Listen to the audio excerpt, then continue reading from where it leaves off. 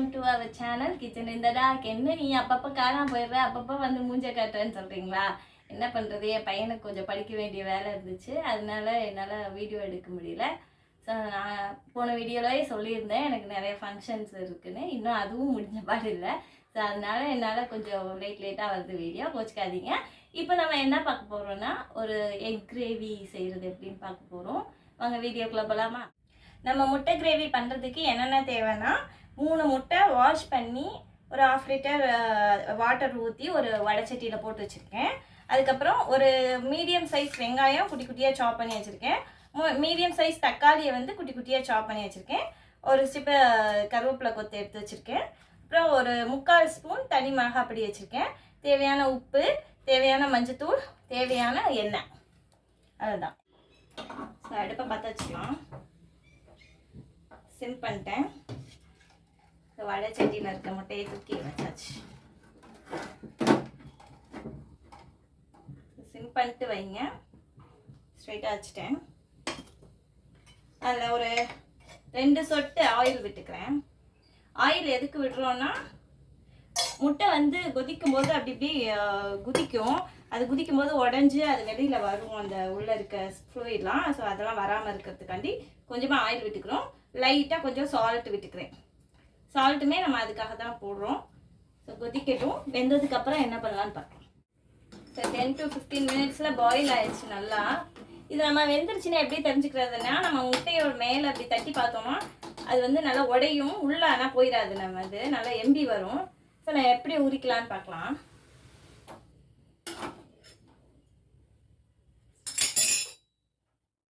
So சூடான வாட்டர்லாம் நல்லா boil பண்ணி ஃபில்டர் பண்ணி எடுத்துட்டேன். சாரி, இது நல்லா வெடிச்சிருக்கு பாருங்கள். இதை அப்படியே எடுத்து நம்ம ஆயில் போட்டிருக்கனால ஈஸியாக வந்துடும்.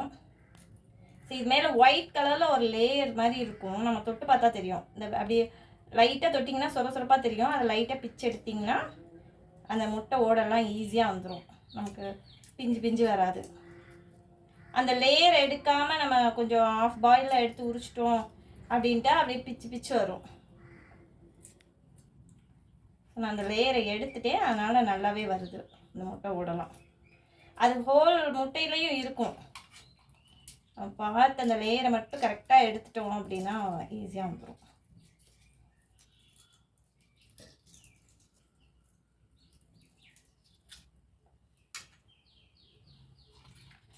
நல்லா அழகாக எடுத்தாச்சு. இதே மாதிரி மற்ற முட்டையும் எடுத்துக்கலாம். முட்டையெல்லாம் உரித்து நல்லா 2 வெட்டி வச்சுருக்கேன். நான் நீளமாக வெட்டிக்கலாம், நான் குறுக்க வெட்டி வச்சுருக்கேன். நீங்கள் நீளமாக வேணும்னா நீளமாக வெட்டிக்கோங்க. இப்போ எப்படி தாளிக்கலான்னு பார்க்கலாம். ஸோ வடைச்சட்டியை வச்சாச்சு. அது நல்லா ஹீட் ஆயிடுச்சு. 1 2 3 4 5 ஸ்பூன் போட்டிருக்கேன் ஆயிலு. ஸோ இதுக்கு ஃப்ளேவருக்காண்டி நம்ம கொஞ்சமாக சோம்பு போட போகிறோம். ஜஸ்ட் பிஞ்ச் அளவுக்கு தான்.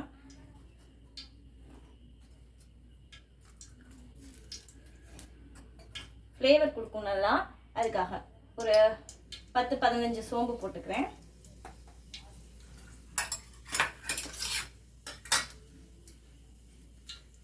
நீங்கள் ஒரு 10 முட்டை போடுறீங்கன்னா ஒரு 100-150 கிராம் வெங்காயம் அளவுக்கு ஒரு பெரிய வெங்காயமாக எடுத்துக்கோங்க, அவ்வளோவே போதும்.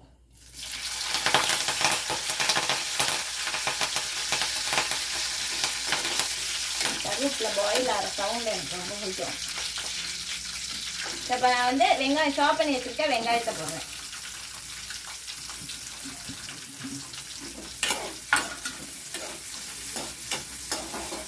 நல்லா இது வந்து ப்ரௌனிஷாக ஆகணும், இப்போ தான் நல்லா டேஸ்ட்டாக இருக்கும். இப்போ நம்ம செய்கிற தொக்கு வந்து பேஸ் எல்லாத்துக்கும். ஸோ இதை தொக்கை வச்சு நிறையா வெரைட்டி டிஷ்ஷஸ் நம்ம பண்ணலாம். இந்த தொக்கை மட்டுமே வச்சு நம்ம சாதத்தில் போட்டு சாப்பிட்டுக்கலாம். நல்லா ஸ்ப்ரிங் ஆகி அந்த ஆயிலெலாம் தனியாக பிரிஞ்சு வரணும், அந்த அளவுக்கு நல்லா வதக்கிடணும். அப்போ தான் அந்த கிரேவியோட டேஸ்ட் நல்லாயிருக்கும்.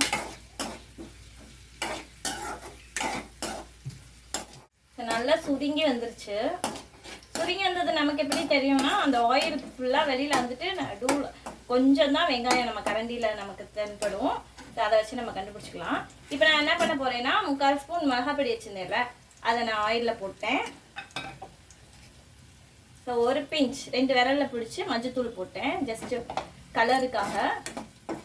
நான் ஆயிலில் மிளகாப்பொடி போட்டிருக்கேன் அப்படின்னா எதுக்குன்னா அந்த கலர் வந்து என்ஹான்ஸ் பண்ணி கொடுக்கும். ஸோ அதுக்காக போட்டிருக்கேன்.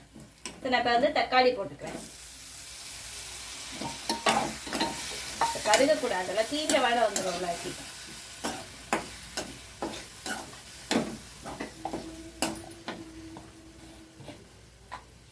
ஸோ உப்பு போட்டுக்கிறேன். எல்லாமே நான் கையில் எடுத்து தான் போடுறேன். இது எவ்வளோ ஸ்பூன் உப்புன்னா டீஸ்பூனில் ஒரு 1/4 டீஸ்பூன் அந்த அளவுக்கு தான் வரும். ஜஸ்ட்டு 3 ஃபிங்கர்ஸில் அந்த ஃபஸ்ட்டு கோடு அளவுக்கு தான் கொஞ்சம் லைட்டாக கோபுரமாக எடுத்துருந்தேன். நல்லா சுருங்கி நல்லா கொலன்னு வந்துச்சு பாருங்க. சாரி, நல்லா நம்ம கரண்டியை வச்சு பார்க்கும்போது நல்லா தெரியும். இதில் லைட்டாக ஒரு பிஞ்ச் அளவுக்கு நான் சுகர் போட்டுக்கிறேன். சுகர் எதுக்கு போடுறோன்னா ஒரு கிளேசினஸ் கொடுக்கும். சப்போஸ் ஏதாவது ஒன்று எக்ஸஸாக போயிடுச்சு அப்படின்னா அதை பேலன்ஸ் பண்ணி கொடுக்கும். அதுக்காக நம்ம சுகர் போட்டுக்கிறோம். தக்காளியெலாம் நல்லா மேஷ் ஆயிடுச்சு. நான் இப்போ வந்து ஒரு 2 ஸ்பூன் அளவுக்கு தண்ணி ஊற்றிக்கிறேன். நான் டேரெக்டாக தண்ணி ஊற்றுறேன். நான் ஸ்பூன் கணக்கில் சொல்கிறேன், அவ்வளோ ஊற்றுங்க. நீங்கள் ப்ராக்டிஸ் பண்ணும்போது உங்களுக்கே ஒரு நிதானம் வந்துடும்.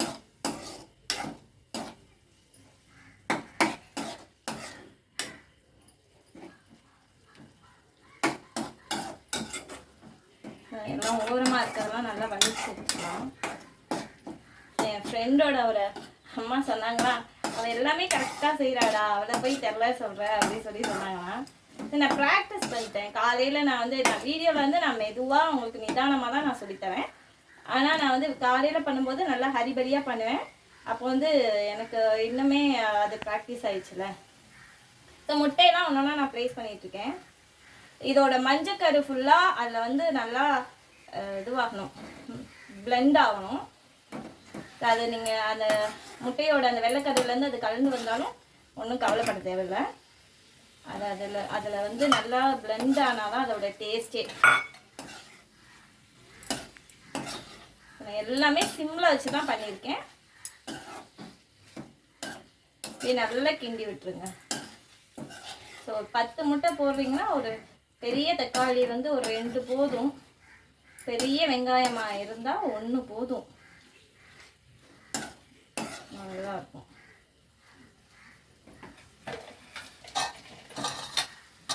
ஸோ பூண்டு தட்டிக்கலாம். ஸோ அவ்வளோதான். இப்போ பூண்டு தட்டி மேலே போட்டுட்டேன்.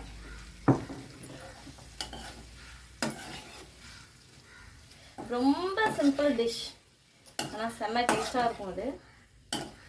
இது எல்லா வெரைட்டி ரைஸு கூடயும் ஆட் ஆகும். ரசம் சாதம், சாம்பார் சாதம் எல்லாத்துக்கூடையும் நல்லா ஆட் ஆகும்.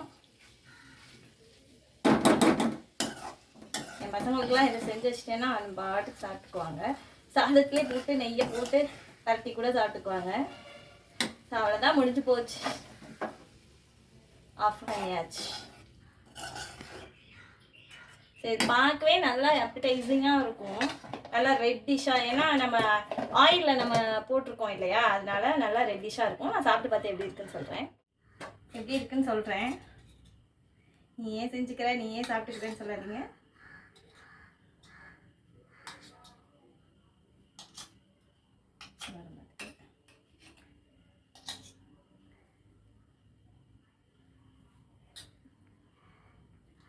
தக்காளியோட புளிப்பு, அந்த காரம், நம்ம லைட்டாக சுகர் போட்டோம்ல, மைல்டான இனிப்பு எல்லாமே சூப்பராக இருக்குது. அந்த மஞ்சக்கரு ஃபுல்லாக அதில் வந்து நல்லா மேஷ் அப்படி கொலன்னு ஆயிடுச்சு.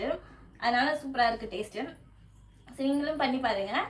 நான் பவுல் இதெல்லாம் வச்சு நான் ஐடென்டிஃபை பண்ணிக்கிறேன். நான் செஞ்சு ப்ராக்டிஸ் ஆனனால நான் எல்லாமே கிளியராக பண்ணிடுறேன்.